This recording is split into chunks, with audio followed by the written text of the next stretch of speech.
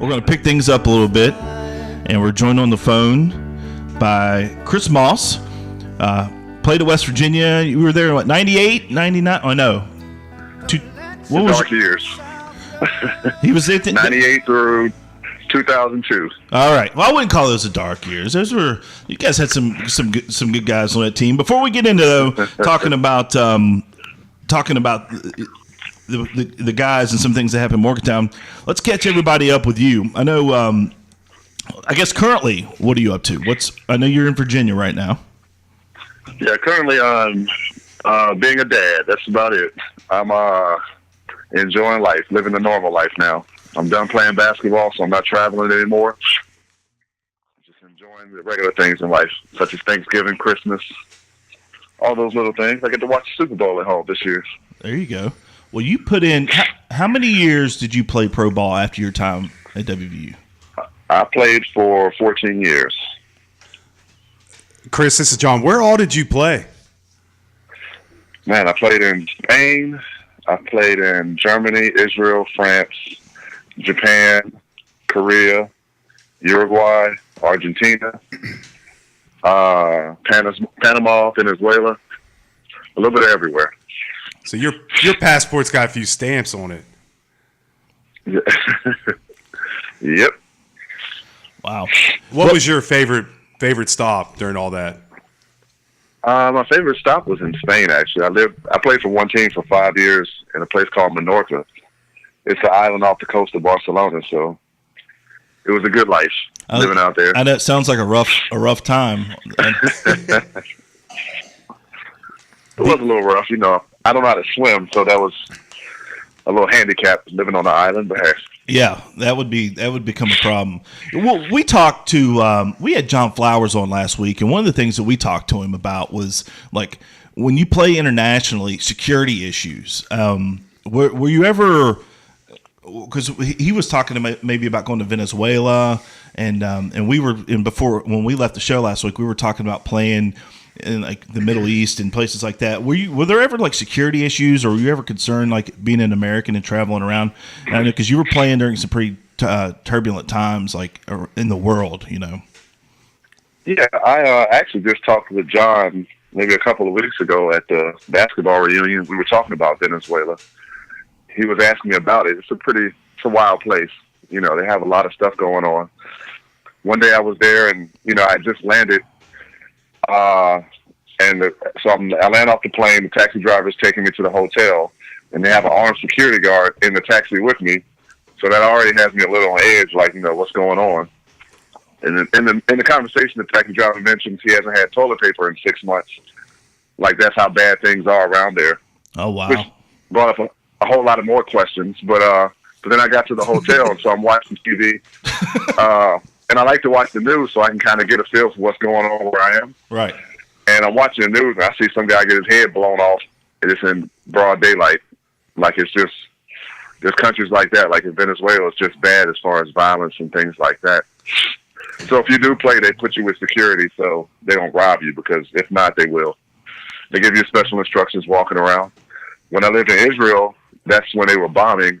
They bombed Haifa, and I was at Nahariyah, which is about 20 minutes away. So that was my next call was to my agent to get me the heck out of there. Yeah, no doubt. There's always something going on. Wow. You played on the team with John Hargett, right? This is Matt, by the way. I just laugh every time I hear that name. I actually saw him the other day. I have a question because I swear this happened, but nobody else seems to remember it. You guys were playing either St. John's or Rutgers in the Garden, and did he not on a fast break? Did he not throw the ball off the backboard to himself and front rim it so hard on the dunk he knocked himself to the floor and had to leave the game? Or am I imagining that? That was actually a combination of two incidents. That's how wild it was. The one in the Garden, he didn't throw it off the backboard. He just front rimmed it himself and hurt himself. Okay. And all of our friends had driven up from Richmond. It was one of the most embarrassing. Not only were we getting our butt kicks, it's pretty embarrassing to have our whole family and friends come up to see that. The one off the backboard was in UConn, where we were playing, UConn. Oh, boy. And we were on a break, and he throws it off the backboard. I guess runs into Okafor, and he fell. He hit his chest and just slid down slowly as the team went the other way with the basketball, which was pretty embarrassing as well. So yeah, he's had a few moments. Yeah, that's the one. The one in the Garden was the one I always remember. When I'd ask people about it, they'd always be like, "Man, I don't know what in the hell you're talking about." I swear, he knocked himself out when he front rimmed the dunk because he tried to dunk it so hard, and when he front rimmed it, it shot his arm back and put him to the floor. So I just wanted to clarify that actually happened. And I appreciate you clearing that up for me. Chris, the reason I remember so vividly is we're both from Richmond. Yeah. So anytime he did anything, because I was older, I got blamed because they told me I should, as a senior, show more leadership and lead him in the right direction. Well, we're gonna call that a strike against you. Yeah. Well, before you mentioned you just saw him. Obviously, it's well documented that he's had some issues since. But does he look good? Is he doing well? I mean, I don't want to dive into his problems, but but I mean, did you get to talk alive.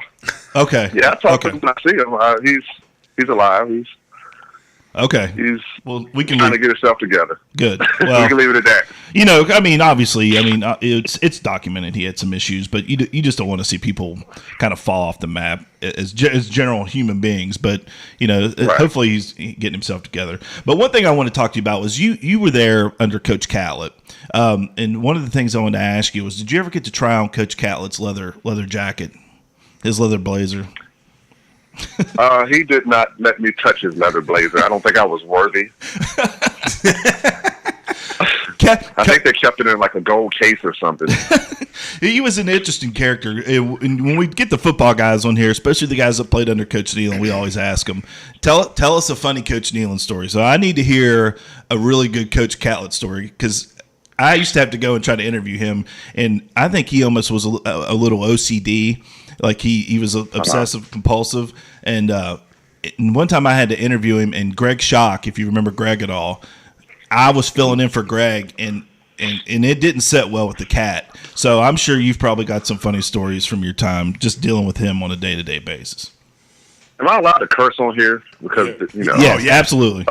Okay. No, the reason I asked, I don't usually curse, but to tell the story. So when I was a freshman, Coach Catlett, when he's recruiting you, they go to your parents or to my father and say, hey, I'm a God-fearing man. I don't believe in profanity. I believe in, the whole spiel. So as the season starts, he cusses me out the first time. I expected to coach. So we go to watch film, and he's asking me a series of questions, and he's like, from now on, anytime I ask you the question, I want you to say, because I'm a dumbass, coach. And I was like, excuse me? Yes, if you don't say because I'm a dumbass, coach, then I'm going to make you run a lap. So me being headstrong, I refused to say it. And so they had a girls' game, and he made me go up top outside the Coliseum, like up top where the walkway is, and run around the gym the entire time while the girls played, just because I wouldn't do it. Oh. And I was just like, oh, this is gonna be a rough experience in college. We're starting off like this. That's funny. Coach, he was an interesting character, man. What led you to WVU, Chris? His nephew, actually. I had committed to the University of Richmond with John Beeline, which is pretty funny because after he took the job, I walked in the office and he just started laughing. Just like, really? But I really committed there to play for him. And I came to visit Morgantown. And as you guys know, for a 17-year-old in Morgantown, it can do some special things to you.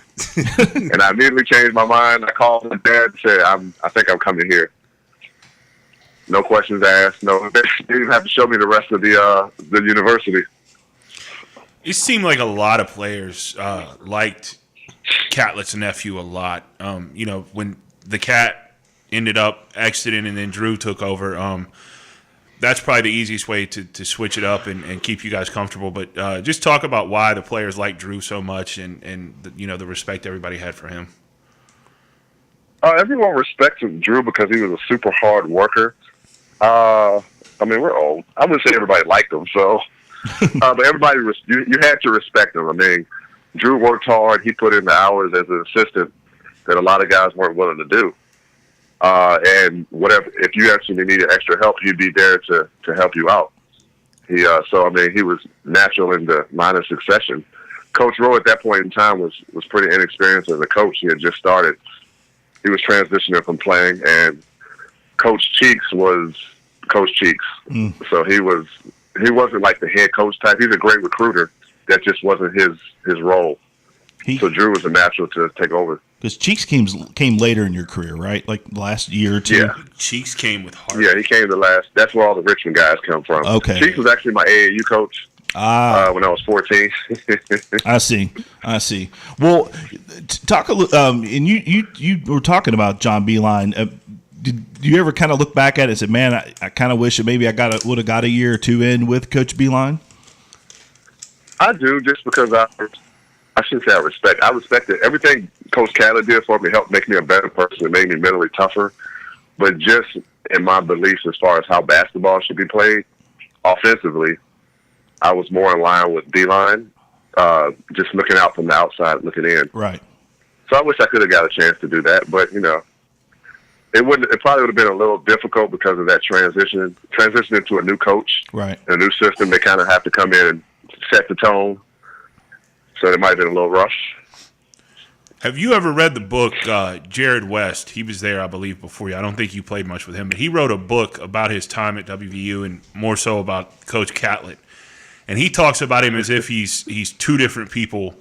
Then, you know, he's recruiting you, and then once you get there, it's night and day. It's like the flip of a switch. He's not the guy who got you to come there, and then it's almost instantaneous. West said that he kind of regretted his decision to go there. Do you ever look back and think that Catlett was night and day? Was he night and day like that? Into that one, huh?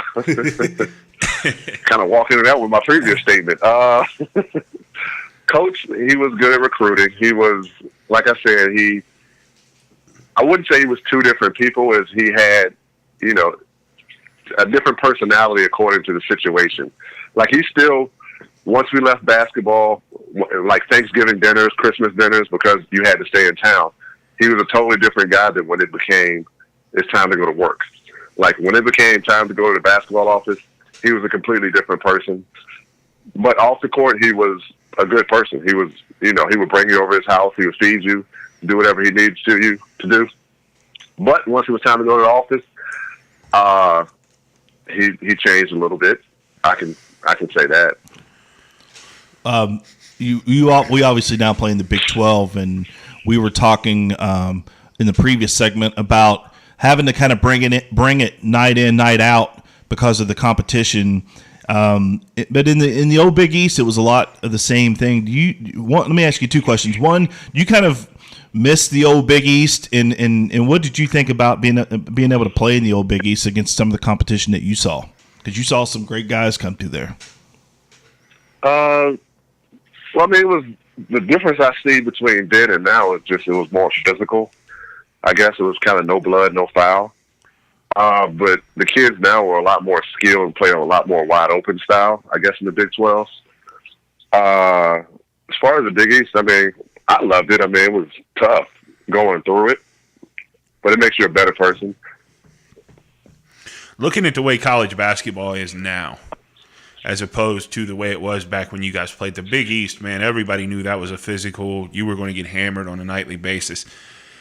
The amount of fouls called now and just how soft basketball seems, I mean, would you agree that it's changed and it's not necessarily for the better, because it really has prolonged how long the game takes to get through, and it's just a totally different game now? I think their intention when they changed all the rules was to make it a more free-flowing game, but it kind of backfired because now it's just foul after foul after foul, along with replays and things like that, which I was laughing at. We were watching the game, John and the rest of us were watching the game the other day, and we were laughing because I was just like, I would have got thrown out of like every other game, because they have these replays now where if something happens, they go look at the monitor and they throw guys off the game, you know, immediately or give players fouls. I'm like, man, like Gail told us to punch him in the face or elbow him, you know, before you let something happen. Like, he was like, if he hit you and they don't call it. Like, you get them the next time down the floor, I'm taking you out. That was kind of like just the way it's just different. That doesn't make one better than the other, I guess. But I think their effort to make it more free flowing has kind of backfired. Who were some of the nasty guys that you had to go against? Nasty guys I had to go against. I still hate Troy Murphy. Troy likes boys. Troy likes boys. I was. That's where I was leading you, right down that road. Go ahead. I will tell you, Troy was unbelievable as a player. He was very good. That was never my issue with him. He's just one of those guys you want to punch in the face, kind of like Grayson Allen. Yep. Yes. He does just well.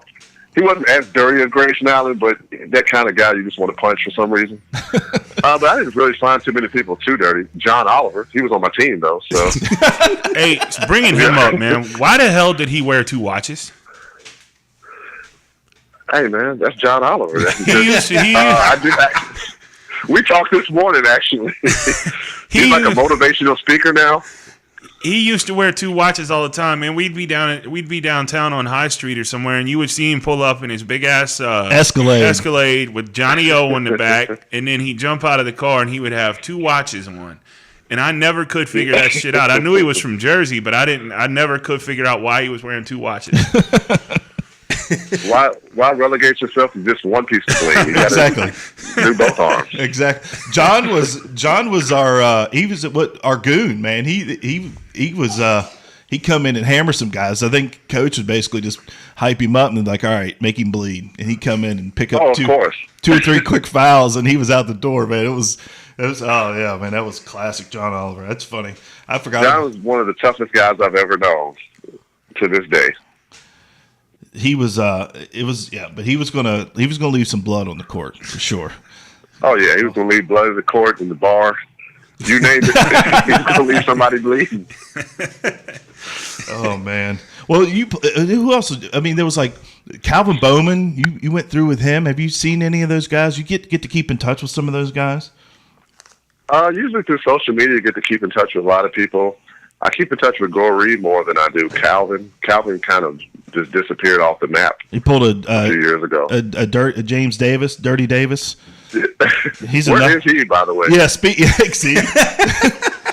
There's a group. I keep in touch with a lot of the football guys still, and everyone, like when they have like the spring game, we everyone goes back and everyone's looking around. It's like, hey, has anybody seen Dirty? And the last I heard, Torrey Johnson told me that I guess Dirty's been spotted in Atlanta, so that narrows it down. I saw him in like 2003 or 4 in Cleveland one time at a Cavs game. This when Cavs game tickets were easy to get. Right. Right before LeBron got, so it had to be 2003. That's the last time I've seen him. Just randomly, he was random. Yeah, just randomly, he was at a Cleveland Cavaliers game. The place was empty, but he was just randomly there. Was he still playing in Detroit? Maybe at the time. I have no idea what he was doing. I was just shocked to see him. Well, you're probably the last person to see James Davis. So I'll update all those guys. He was last spotted in Cleveland in 2003. Yeah. So Sebo's disappeared. I run into people from West Virginia in random places. I ran into Greg Jones and the wrestler in the Bahamas one time. This was a while back too. Wow. This random people in random places like that. Well, I talked to Avon Coburn yesterday, and he was talking about that, how even when he was playing in Canada, he would randomly run into people. They come up and introduce himself and like, yeah, I'm from Buchanan, West Virginia. And he would just run into West Virginians like in the strangest places in Canada. But yeah, there was a lot. We were talking about you before you came on. You were talking. You called it the dark ages there during your career, but I don't really. I think I don't look at it that way. I just kind of think when I look at that whole situation, it just kind of it wasn't really the players. I just saw this. What was it like playing in Charleston and Wheeling 1 year? What the hell was that like? That sucked. As far as the time period goes, I think there were some bad players there. We have to be honest. Like we had some bad teams. It wasn't everyone was just bad. It was a transition time as well. I think Coach was on his last legs as far as dealing with kids and everything like that. Just, we had a lot of changes with the assistants bringing just random guys in. So you would see guys last a year or two and then never hear from them again. Like, what was the one guy's name? Jackie Rogers. I don't even we had remember. two guys from Compton. Compton? We had like two guys from Compton that came in. Did they have Jerry There was curls? the one guy I got in a fight with. No, they it was Kent Dennis and Keith Kincaid. They were just random guys, you know. But playing in Charleston, that sucked. Just because you're never home. Just been on the road all the time. Everyone got annoyed with each other. Had a whole lot of fights that time just because practice would just be, everyone would be so ornery as far as just traveling and being in a hotel with each other nonstop. And as you can imagine, Coach wasn't in the greatest mood. Right. Yeah, that was a rough season because it was constant. I remember sometimes I'd come with you guys. We'd be on the bus to Wheeling, and you remember how cold it was in the Wheeling building because we were on ice. They'd put the court over top of the ice, nailers, so it'd be cold as hell in there. It was a brutal season, man. But guys used to come up to us. They felt bad for us just because, you know, like, man, you guys never are home? Nope. Rough time. Well, Chris, man, thanks for coming on, and it's good catching up with you. And once again, just thanks for coming on. And do you, before I let you go, do you go back in the summer for John's alumni game? Do you get to make it back for that? I went this past year. It was like the last time I was going to touch a basketball. I'm a little upset Mike Gansky won the MVP, but I guess his team won. So I have to just hold that. And I found out I'm still a little too. Me and Gary Brown are probably a little too competitive for alumni games because, you know, I like to apologize to Josh Yeager. I think I elbowed him like 4 times. I knocked Rob Summers down. I'm having competition issues, so I feel like that might not be good for me. Maybe a charity game. Maybe you can come in and coach. That might be a good idea. Yeah, but everybody won't play because then I won't play the old guys. Yeah. It'll be all the young guys. Well, we're going to limit you to like 6 minutes a half. That way you can't hurt anybody. That might be a good idea. You know, insurance deductibles. But I caught myself. I'm self-aware enough that I noticed it, and I told the coach, I might need to sit this last quarter out. I seem to be the only one, like, you know, trying to block everything and elbowing people, and it just doesn't look good. It's for the kids, man. It's for the kids. All right, Chris, man, we're going to let you go. Thanks for coming on. It's good catching up with you, and thanks for sharing some of those stories, man. It was good to hear from you. Okay. You guys take care. All right, take care.